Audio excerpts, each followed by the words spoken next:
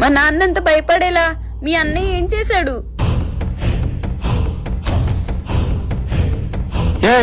నీ కొడుకు శివగాడు ఇక్కడే. ఎవరు భయ్యా మీరు? ఎందుకయ్యా నా బిడ్డను ఎందుకయ్యా కొడుతున్నారు? నీ పెద్ద కొడుకు కనిపిస్తే చంపేస్తాను చెప్పే. శివ ఇంట్లో లేడయ్యా. వాళ్ళ తమ్ముడిని కొడు చేస్తాడా? బతకాలని లేదా వాడికి? ఎంతమంది కొన్నది నీ అమ్మ?